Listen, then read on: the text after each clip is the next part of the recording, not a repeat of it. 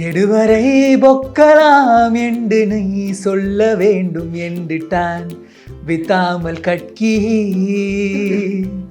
டென்மோதாங்ஸ் மட்டுமே போதும் என்று சொல்வட்டால் தொட்டாமல் போகி. இப்போது புதிய அறிமுகம் ஆச்சி ஹோட்டல் சாம்பார் 50 கிராம் ரூபாய் 20 மட்டுமே. கிஷன் பிரதர், நீங்க எடுக்கிற ஸ்கிரிப்ட் எல்லாமே வந்து பயங்கர யூனிக்கா இருக்கும். Why did you choose தருணம்? பண்ணதே 3 படம் தான். பிஎஸ்பிபி கல்ச்சுரல்ஸ், நாங்கள் நிறைய கல்ச்சுரல்ஸ் போவோம் அந்த டைம்ல. ஸோ கல்ச்சுரல்ஸ் கிங்கே கிஷன் தான் அந்த டைம்ல வேற லெவல். ஸோ நான் ஜெயிச்ச ஒரே கல்ச்சுரல்ஸ் அதுதான். எல்லாருக்கும் பிக்சர்ஸ் கொடுத்துட்டு இருந்தாரு, எல்லாருக்குமே லைக் ஃபுல் செட்டுக்கு கொடுத்துட்டு இருந்தாரு. எல்லாருக்கும் முடிஞ்சிருச்சு. நான் ஒரு டிஸ்டன்ஸ்லேருந்து அப்படியே பார்த்துட்டு இருந்தேன். பார்த்தோன்னே ராஜ் கம் ராஜ் கம் அப்படின்னாரு. அப்புறம் நானும் போய் எடுத்துக்கிட்டேன். அதுதான் அந்த பிக்சர். இப்போ உள்ள காலகட்டத்தில் நம்ம சினிமான்னு ஒரு விஷயம் எடுத்துக்கிட்டோம்னா அதில் வந்து கதையை தாண்டி காஸ்டிங்க்கு எல்லாருமே இம்பார்ட்டன்ஸ் கொடுக்க ஆரம்பிச்சிட்டாங்க அப்படின்னு தான் நம்ம சொல்லணும். ஸோ நீங்கள் காஸ்ட் பண்ணப்போ எந்த மாதிரியான விஷயங்கள்லாம் வச்சு காஸ்ட் பண்ணுவீங்க ஒரு ஆர்டிஸ்ட்டை? நான் என்ன நினைப்பேன்னா, இந்த டிப்பிக்கலாக அந்த ரோலில் பண்ணவங்கள அதை பண்ண வச்சிடவே கூடாதுன்றது தான் என்னோட ஃபர்ஸ்ட் பாயிண்ட்டு. ஸோ என்னோட அசிஸ்டன்ஸுக்கும் நான் ஆடிஷனுக்கு தான் கொடுப்பேன். இது வரைக்கும் இந்த மாதிரி ரோல் பண்ணியிருந்தாங்கன்னா அவங்க ரிஜெக்டட், அந்த ரோல் பண்ணவே நான் வந்து ஆடிஷன் கூட பண்ண மாட்டேன். அவங்க டைம் வேஸ்ட் பண்ணுவாங்க. குறைந்த விலை நிறைந்த தரம், தங்கள் தேவைகள் அனைத்தும் ஒரே இடத்தில். ஜெயச்சந்திரன். இந்தியா கிளிட்ஸ் நேயர்கள் எல்லாருக்கும் அன்பு வணக்கம். நான் உங்க விஜயநலன். இன்னைக்கு நம்ம கூட சூப்பரான ஒரு டீம் இருக்காங்க. தருணம் மூவியோட டீம் தான் இருக்காங்க. கிஷன் தாஸ் பிரதர் வணக்கம், அரவிந்த் ஸ்ரீனிவாசன் சார் வணக்கம், அண்ட் ராஜயப்பா பிரதர் வணக்கம். அண்ட் ஸோ அப்போ அடுத்த செக்மெண்ட் வந்து ராஜ் சாருக்கும் உங்களுக்கும் ஒரு சில ஃபோட்டோஸ் எடுத்திருக்கோம். ஸோ ஃபோட்டோ மெமரி சேலஞ்ச் மாதிரி சார் அடுத்த செக்மெண்ட் உங்களுக்கு வச்சிருக்கேன் சார். ஸோ அந்த ஃபோட்டோஸ் உங்களுக்கு நான் காமிக்க போகிறேன். அந்த ஃபோட்டோஸ் பின்னாடி உள்ள மெமரிஸ் நீங்கள் ஷேர் பண்ண போகிறீங்க. மறக்க முடியாத ஒரு இன்டர்வியூ தான் எனக்கு தெரிஞ்சு. அது பண்ணதுக்கப்புறம் எல்லா இன்டர்வியூலுமே அதை பற்றி பேசுகிற ஒரு சான்ஸ் எனக்கு கிடச்சிருக்கு.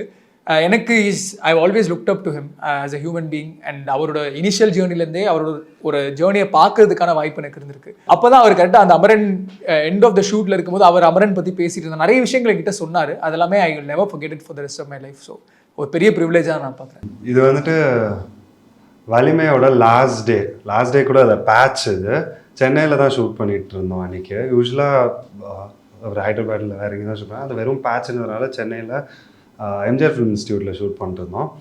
அண்ட் ஷூட் முடிஞ்சு லைக் எல்லாருக்கும் பிக்சர்ஸ் கொடுத்துட்டு இருந்தாரு, எல்லாருக்குமே லைக் ஃபுல் செட்டுக்கு கொடுத்துட்டு இருந்தாரு. எல்லாருக்கும் முடிஞ்சிருச்சு. நான் ஒரு டிஸ்டன்ஸ்லேருந்து அப்படியே பார்த்துட்டு இருந்தேன். பார்த்தோன்னே ராஜ் கம் ராஜ் கம் அப்படின்னாரு. அப்புறம் நானும் போய் எடுத்துக்கிட்டேன். அதுதான் அந்த பிக்சர். நான் இது ஆக்சுவலாக இது அப்படியே நான் எழுதியிருப்பேன்னு நினைக்கிறேன். இன்ஸ்டாகிராம் கேப்ஷனாகவே நான் இந்த ஸ்டோரியை போட்டிருப்பேன்னு நினைக்கிறேன்.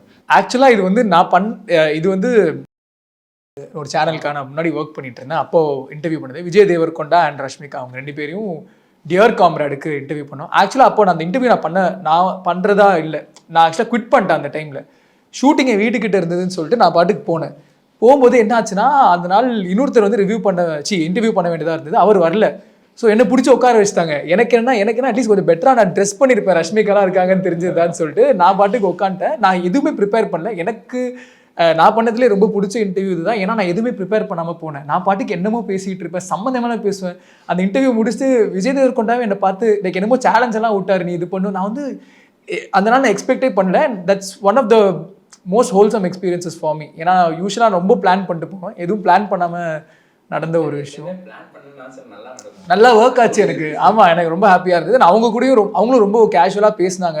கிட்டத்தட்ட 28 இன்டர்வியூஸ் பண்ணாங்க அந்த நாள். 29th இன்டர்வியூ நான் நைட்டு ஒரு 8-9 மணிக்கு ரொம்ப பண்ணோம். ஸோ அப்பயும் அவங்க ரொம்ப என்ஜாய் பண்ணி எனர்ஜெட்டிக்காக பேசினது ரொம்ப சந்தோஷமாக இருந்தது. ஐ திங்க் இந்த பிக்சர் என்னோட ஃபேமிலி பிக்சர். அம்மா அப்பா தங்கச்சி ஃபஸ்ட் டைம் நாங்கள் ஒரு ரோட் ட்ரிப் ஊட்டிக்கு போனப்போ ஃபேமிலி ஃப்ரெண்ட்ஸோட போனப்போ எடுத்தது. வேறு எதுவும் எனக்கு ஞாபகம் இல்லை, ஏன்னா அவங்களுக்கே தெரியும். அவ்வளோதான் ஞாபகம் இருக்குது. பிஎஸ்பிபி கல்ச்சுரல்ஸ், நாங்கள் நிறைய கல்ச்சுரல்ஸ் போவோம் அந்த டைமில். ஸோ கல்ச்சுரல்ஸ் கிங்கே கிஷன் தான் அந்த டைமில் வேற லெவல். என்னன்னா கடைசி வரைக்கும் போயிடுவேன், ஆனால் தோற்றுருவேன் கடைசியில். ஸோ காட்டுறதுக்கு எதுவுமே இருக்காது. வீட்டுக்கு போனால் 4 சர்டிஃபிகேட் இருக்கும். ஜெயிச்சவன் வந்து அவன் பாட்டுக்கு ஃபோனோ எதுவும் எடுத்துகிட்டு போயிட்டு இருப்பான் வீட்டுக்கு. அப்போ வந்து நான் வந்து இந்த டாக்கிங் ஈவெண்ட்ஸ்லாம் இருப்பேன். ராஜ் வந்து மோஸ்ட்டாக டான்ஸ் அந்த இது. நான் பாஸ் அவுட் ஆனதுக்கப்புறம் I think you also did like talking events. ஆமாம். ஸோ ராஜ் எனக்கு 2 years ஜூனியர் தானே, 2 years ஜூனியர். ஸோ அப்போவே ராஜ் வந்து டான்ஸ் டீம்லாம் இருப்பார். அப்போ வந்து நாங்கள் வந்து ரிட்டையர்மெண்ட் ஸ்டேஜில் இருப்போம். இந்த ஸ்போர்ட்ஸ்மேன்லாம் சொல்லுவாங்களே, போதும்பா ரிட்டையர் ஆகுங்க ஸ்பேஸில் நாங்கள் இருந்தோம்.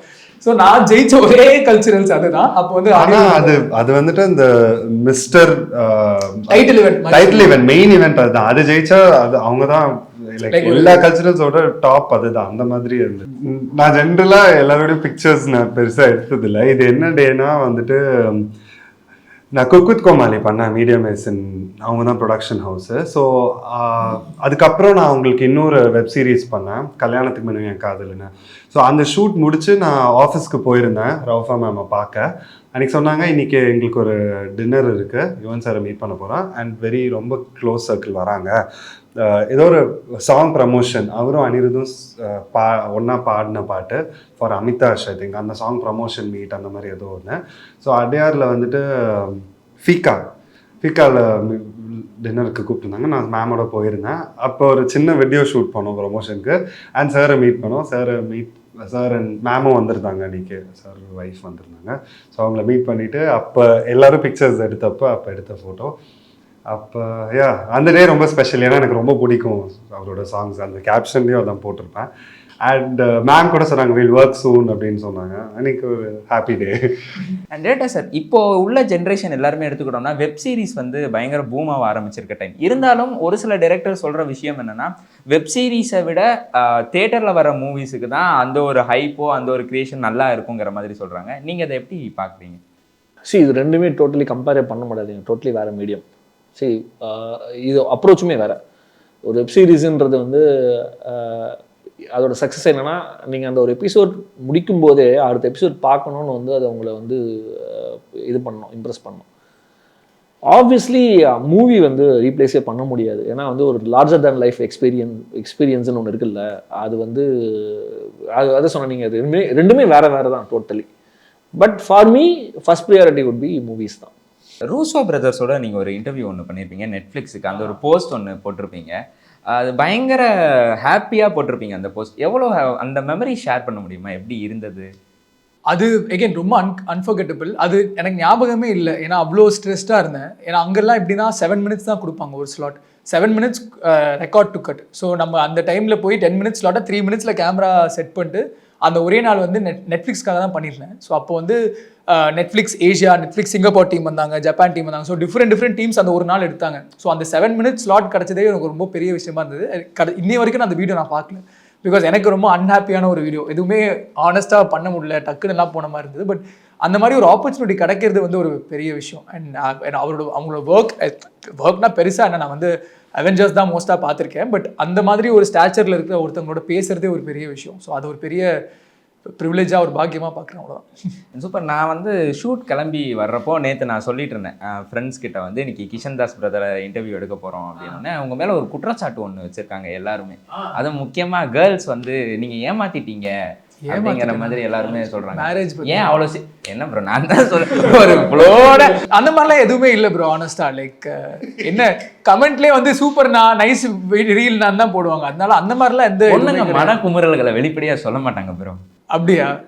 இப்போ ரீசெண்டாக எந்த படம் தேட்டருக்கு வந்தாலுமே மக்களுக்கு ஒரு கேள்வி இருக்கும், எதனால் நான் இந்த படத்தை தேட்டரில் வந்து பார்க்கணும் அப்படிங்கிற கேள்வி வந்து இப்போ நிறையா பேர் கேட்க ஆரம்பிச்சிட்டாங்க. தருணம், நீங்கள் இந்த ஒரு விஷயத்துக்காக வந்து பாருங்கள், என்ஜாய் பண்ணுவீங்க அப்படின்னா நீங்கள் என்ன பதில் சொல்லுவீங்க? ஆக்சுவலி ஒரு மெச்சூர்டு ஒரு லவ் மூவிஸ்னு ஒன்று வருது இல்லையா, இது வந்து ஒரு மெச்சூர்ட் லவ் அப்ரோச் ஒன்று பண்ணியிருக்கோம். பட் அது மட்டுமே படமாக இல்லை. So like my first film, அவரோட ஃபர்ஸ்ட் ஃபிலிம்.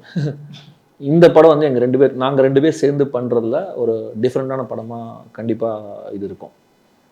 ரீசனாக சொல்லணும்னா எல்லாருமே ஒரே விஷயம் தான் சொல்லுவாங்க. பட் என்ன கேட்டிங்கன்னா, இந்த இன்டர்வியூ வரும்போது ட்ரெய்லர் வெளில வந்திருக்குமா எனக்கு தெரியல. எனக்கு தெரிஞ்சு ட்ரெய்லர் பார்த்தாலே எல்லாருக்குமே இந்த படத்தை பார்க்கணுன்னு ஒரு தாட் ஒன்று வரும். ஸோ ட்ரெய்லர் பாருங்கள், அதுலேயே ஆன்சர் இருக்கும்னு எனக்கு தெரியும். I feel that way. இல்லை, எல்லாருமே வந்து பார்க்கணுன்னு எந்த அவசியமே இல்லைல்ல, அந்த ஒரு ஸ்பார்க் ஒன்று இருக்கணும். ஸோ ஐ ஃபீல் அந்த ட்ரெய்லர் பார்த்தா உங்களுக்கு தெரிஞ்சிடும் இது நம்மளுக்கான படமா, நம்ம பார்க்கணுமா இல்லையான்னு.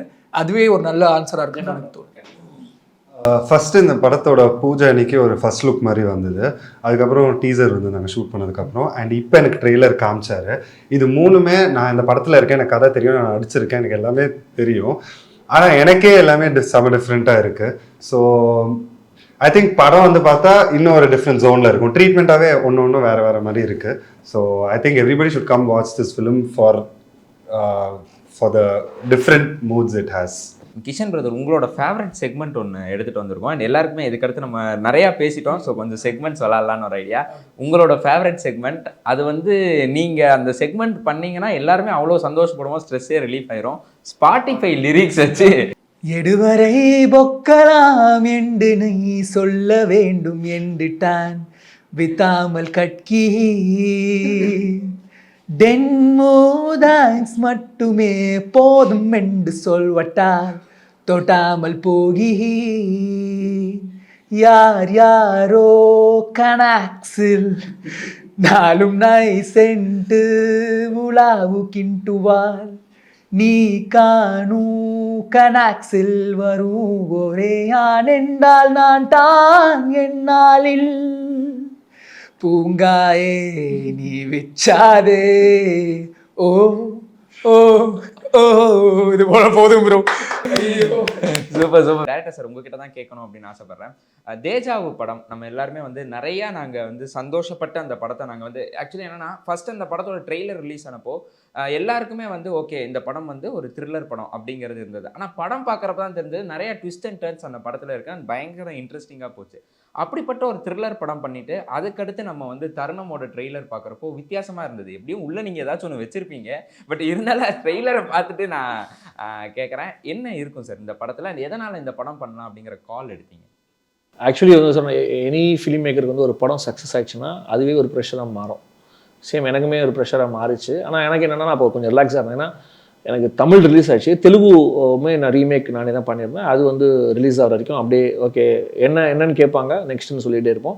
டு பி ஃப்ராங்க் வந்து எனக்கு அந்த மொமெண்ட் வரைக்குமே நான் அடுத்து என்னன்ற ஒரு ஐடியா நான் என்கிட்ட இல்லவே இல்லை. ஸோ அதுக்கப்புறம் அப்படியே போயிட்டே இருக்கும்போது ஒரு லைன் ஒன்று ஓகே இப்படி பண்ணலாம் அப்படின்னு சொல்லிட்டு அகெயின் அந்த கதைக்கு என்ன மாதிரி ஒரு ஆர்டிஸ்ட் போனால் நல்லாயிருக்கும் அப்படின்ற ஆங்கிள் தான் யோசிச்சோம். ஸோ அப்போது ஓகே இந்த மாதிரி செட் ஆஃப் ஆர்டிஸ்டும் இதுக்கு தேவை அப்படின்னும் போது ப்ரொடியூசர்கிட்டையும் சொல்லும்போது, ஏன்னா நான் அது முதல்ல இப்போ ஸ்பெசிஃபிக்காக இருந்தேன். ஏன்னா எல்லாருமே என்ன எக்ஸ்பெக்ட் பண்ணுவாங்கன்னா தேஜா மாதிரி ஒன்று பண்ணோன்னா அடுத்தது பெரிய ஹீரோ வச்சு தான் பண்ணுவார் அப்படின்னு சொன்னாங்க. நான் வந்து அது எனக்கு அதில் பிலீஃப் இல்லை. எனி கண்டென்ட் அதுக்கான கேஸ்டிங் இருக்கும்போது வந்து இட் ஷுட் ஒர்க் அப்படின்னும் போது பண்ணோம். ஓகே அப்போ என்னென்னா ஒரு ரொமான்டிக் ஜானர் ஒன்று தொடுவோம். ஆனால் அந்த ரொமான்டிக் ஜானரில் யாரும் தொடாத ஒரு ஆங்கிளில் ஒன்று தொட்டு பண்ணலாம் அப்படின்னு ஒரு ஐடியா தான் இது ஸ்டார்ட் ஆச்சு. இன்ஃபேக்ட் வந்து ஃபஸ்ட்டு வந்து கம்ப்ளீட்டாக ஒரு கதை பண்ணோம். அது கிஷனுக்கும் தெரியும். அந்த கதையை அப்படியே எடுத்து வச்சுட்டு திருப்பி ஒர்க் பண்ண தான் தரணும். இல்லை இல்லை இல்லை இல்லை இல்லை இல்லை இல்லை ஜஸ்ட் கதையாக பேசணும், கதையாக ஒன்று இது பண்ணோம். அப்போ வந்து ஆக்சுவலி ஃபஸ்ட்டு செகண்ட் ஹாஃப் வேறு இருந்தது, அப்புறம் ஃபஸ்ட் ஹாஃபும் வேறு ஒன்று மாற்றி பண்ணோம். அது ஆக்சுவலி அதுவுமே நல்லா இருந்துச்சு. நான் யூஸ்வலி நான் என்ன பண்ணுவேன்னா ஒரு கதை முடிச்சுட்டு ஒரு எனக்குன்னு ஒரு சில பேர் கிரிட்டிக்ஸ் இருக்காங்க. ஓகே அவங்கக்கிட்ட நான் வந்து அந்த கதையை பிச் பண்ணுவேன், ஸ்டோரியாக கொடுப்பேன், அவங்களோட ஃபீட்பேக்ஸ் எடுப்பேன். அதில் வந்து ஒரு 10%க்கு வந்து அந்த கதையில் சில டவுட்ஸ் இருந்துச்சு. கிஷனுக்குமே சில டவுட்ஸ் இருந்துச்சு அந்த கதையில். அப்போ நான் அதை உட்காந்து யோசிக்கும் போது என்னென்னு டிசைட் பண்ணேன்னா ஓகே அப்போ இப்படி ஒரு டவுட்டில் வந்து ஒரு கதை பண்ணவே கூடாது. ஸோ அப்போ நான் என்ன பண்ணேன்னா இதை உட்காந்து ஒர்க் பண்ணுறதுக்கு இதை கம்ப்ளீட்டாக எடுத்து வச்சிடலாம் அப்படின்னு சொல்லி எடுத்து வச்சுட்டு ஒன் ஃபைன் டே என்னோட டெக்னீஷியன்ஸ் எல்லாரையும் கூப்பிட்டு நான் ஷூட்டிங்க்கு கூப்பிடுனேன். அப்போ நான் சொன்னேன் இல்லை இந்த கதை பண்ண போகிறது கிடையாது, ஃப்ரெஷ்ஷாக வேறு ஒரு படம் பண்ண போகிறோன்னே ஃபஸ்ட்டு வந்து சர்ப்ரைஸ் ஆனது டிஓபி தான். எங்கள் ப்ரொடியூசர் ஷூட்டிங் போக சொல்கிறாரு, நீங்கள் என்ன வேறு கதை பண்ண இல்லை சார் பண்ணலாம் சார்னு சொல்லிட்டு. ஆனால் ரொம்ப குயிக்காக வித்தின் அ மந்த் வந்து இந்த கதை ஃபைனலைஸ் பண்ணிவிட்டு தென் ரெடி பண்ணிவிட்டு I gave a script to Kishan படிங்க அப்படின்னு சொல்லிட்டு. கிஷனுமே வந்து இது வந்து அவருன்னா சார் இந்த கதை நான் தாங்குவேனா சார் இந்த கதைக்குன்னு தான் அவர் கேட்டார். நான் சொன்னேன் அது நான் பார்த்துக்கிறேன் பிரதர், ஒன்றும் பிரச்சனை இல்லை, நீங்கள் இப்படி மட்டும் ரெடியாக ஆகுங்கன்னு சொல்லி சொன்னேன். உங்களுக்கு தேஜாவை வந்து எப்படி வந்து ஒரு எக்ஸ்பெக்டேஷன் இல்லாமல் உள்ளே வந்து வேறு சில விஷயங்கள் இருந்துச்சோ அதே மாதிரி விஷயங்கள் வந்து இந்த படத்துலையும் இருக்குது. இல்லை சார் நான் ட்ரெய்லர் பார்த்துமே கண்டுபிடிச்சிட்டேன். ஓகே அப்போ ஏதோ ஒன்றும் உள்ளே இருக்குது அப்படி உள்ளே இருக்கும். ஆக்சுவலாக நீங்கள் டீசர் பார்த்துருப்பீங்க. ட்ரெய்லர் வரும்போது உங்களோட ஆக்சுவலாக டீசருக்கும் ட்ரெய்லருக்குமே சம்மந்தம் இருக்காது. டீசர் ட்ரெய்லருக்கும் சம்மந்தம் இருக்காது. ஆமாம் டீசர் நீங்கள் பார்த்ததுக்கும் ட்ரெய்லருக்கும் சுத்தமாக சம்மந்தம் இருக்காது. சேம் தேஜாவும் அப்படி தான் இருக்கும். நீங்கள் டீசர் ஒரு மாதிரி கட் பண்ணியிருப்போம், ட்ரெய்லர் ஒரு மாதிரி கட் பண்ணியிருப்போம். பட் நீங்கள் அது இன்றைக்கி எப்படி ஆகிடுச்சுன்னா உங்களுக்கு வந்து சோஷியல் மீடியாவில் வந்து எவ்ரி மினிட் கவுண்ட்ஸ். ஸோ நீங்கள் அந்த அட்டென்ஷன் கிராப் பண்ணி ஆகணும் அப்படின்னும் போது சும்மா ஒரு யூஷுவல் ஒரு கதையை வந்து நம்ம இன்றைக்கி சொல்லிட்டு போகவே முடியாது. ஸோ அது வந்து அப்படி வரும்போது நம்ம அதை ஃபுல்ஃபில் பண்ணுறதுக்கான முயற்சிகள்லாம் எடுத்திருக்கோம். ஸோ பார்க்கும்போது நாங்கள் அதை ஓகே மீட் பண்ணியிருக்கோம் தான் நானும் நம்புகிறேன். ஸோ பாருங்கள். கிஷன் பிரதர், நீங்கள் எடுக்கிற ஸ்கிரிப்ட் எல்லாமே வந்து பயங்கர யூனிக்காக இருக்கும். நீங்கள் யோசிச்சு ஓகே இந்த ஸ்கிரிப்டை என்னால் புல் ஆஃப் பண்ண முடியும் அப்படின்னா தான் நீங்கள் எடுத்துகிட்டு இருக்கீங்க இது வரைக்கும். ஒய் டிட் யூ சூஸ் தருணம்? Any specific reason? பண்ணதே 3 படம் தான் இல்ல அப்படின்னா அந்த எல்லா கேரக்டர்ஸுமே try தொடர்ந்து பண்றேன். பேசினாங்க. முதல் நீ முடியும் நீயா இருக்கட்டும், சிங்கப்பூர் சலூனா இருக்கட்டும், அண்ட் நேர்கொண்ட பார்வையிலுமே நீங்க பண்ணியிருக்கீங்க. ஸோ அந்த கேரக்டர்ஸ் எல்லாமே நிறைய பேர் பேசினாங்க. ஸோ அதனால தான் இந்த ஒரு கேள்வி. எனக்கு வந்து தருணம் ஃபர்ஸ்ட் நான் படிக்கும்போது நீங்கள் ஒன்று சொன்னீங்களே டேஜாவை பார்த்துட்டு நானும் ஓகே அரவிந்த் சார் டேஜாவுன்னு சொல்லி போய் உட்காந்து இன்டர்வெல் வரைக்கும் நரேட் பண்ணார். நரேட் பண்ணதுக்கப்புறம் யோசித்தேன், இவர் ஏன் இந்த ஜானரில் படம் எடுக்கிறாரு, இவர் வேற ஜானரில் தானே எடுக்கணும் அப்படின்னு. உங்களுக்கு அந்த ஷாக்? ஆமாம் ஆமாம், நான் கேட்டேன் அவர்கிட்ட அவர் கேட்டார். அவர் நீங்களே கேட்டீங்கன்னு நினைக்கிறேன். எதிர்பார்க்கல சார், எதிர்பார்க்கல சார். பட் அதான் இந்த டீசர் ட்ரெய்லர் தாண்டி படத்தில் ஒரு விஷயம் இருக்கும். ஸோ அது வந்து உங்கள் கேள்விக்கு ஒரு பதிலாக இருக்கும்.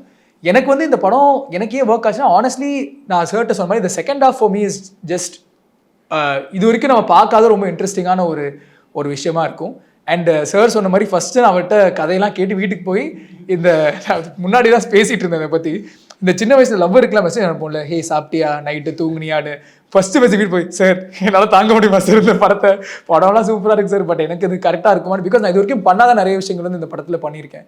ஸோ எனக்கு சார் சொல்லும்போது more than my belief in myself, sir கொடுத்த நம்பிக்கை தான் எனக்கு ஒரு பெரிய ஒரு விஷயமா இருந்தது. And that's why I wanted to do it as well. நம்மளால இந்த மாதிரி ஒரு படம் ட்ரை பண்ண முடியுமான்னு யோசிச்சு அந்த கேள்வியிலேருந்து தான் எனக்கு பதிலே வந்தது. அண்ட் தட்ஸ் வை தருணம் ஹேப்பன். அண்ட் ராஜ் சார், உங்களுக்கு வந்து உப்பு புலிக்காரம் ஒரு மிகப்பெரிய வெற்றியை தேடி தந்திருக்கு. அண்ட் தருணம் படம் நம்ம அரவிந்த் சாரோட பேர் நம்ம ஞாபகத்துக்கு வந்தாலே தேஜாவும் தான் மைண்டில் ஓடும். ஸோ அப்படிப்பட்ட ஒரு ரைட்டர் வந்து மறுபடியும் ஒரு தருணம் மாதிரியான ஒரு டிஃப்ரெண்ட் ஜானரில் ஒரு படம் பண்ணுறாரு அப்படிங்கிறப்போ உங்கள் மைண்ட் செட் எப்படி இருந்தது சைன் பண்ணுறப்ப? First of all thank you for your kind words. So Aravind sir எனக்கு முன்னாடி டேஜாவு ஷூட் பண்ணுறதுக்கு முன்னாடியிலேருந்தே தெரியும். சார் வந்து ஆக்சுவலாக ப்ரெஸ்லேருந்து is become a director. So அவர் ப்ரெஸ்ஸில் இருந்தப்போ நான் சுரேஷ் சந்திரா சாரோட ஆஃபீஸில் நான் இன்டர்ன்ஷிப் பண்ணிட்டுருந்தேன். அண்ட் அப்போ ப்ரெஸ் மீட்ஸ் ஈவெண்ட்ஸ்லலாம் நான் சாரை மீட் பண்ணியிருக்கேன். அண்ட் அதுக்கப்புறம் after the release of Dejavu and இந்த படத்தோட நியூஸ் வந்ததுக்கப்புறம் இதுக்கு ஃபஸ்ட்டு ஒரு நியூஸ் வந்தது. அப்போ I got in touch with sir and said, sir, congratulations and let me know if any nice opportunities are there in movie அப்படின்ற மாதிரி பேசினேன். சார் ஆஃபீஸ்க்கு வர சொல்லியிருந்தாங்க. நான் போய் மீட் பண்ணேன். அண்ட் இந்த ரோலுக்கு ஃபிக்ஸ் பண்ணாங்க. இதுவா இன்னொன்னா அப்படின்னு பேசிகிட்டு இருந்தாங்க. அப்புறம் இந்த ரோலுக்கு ஃபிக்ஸ் பண்ணாங்க. அண்ட் அப்படி தான் நான் இதுக்குள்ளே வந்தேன். அப்போ என்கிட்ட சொன்னாங்க கிஷன் தான் பண்ணுறாரு அப்படின்னு சொன்னாங்க. அது இன்னும் எக்ஸைட்டிங்காக இருந்தது. ஏன்னா கிஷன் எனக்கு வந்து ஸ்கூல்லேருந்து தெரியும். ஸ்கூல் காலேஜ் எனக்கு ரொம்ப அப்போலேருந்து தெரியும். ஸோ ஒரே ஸ்கூல் அண்ட் காலேஜ் நாங்கள் பேசிக்லி.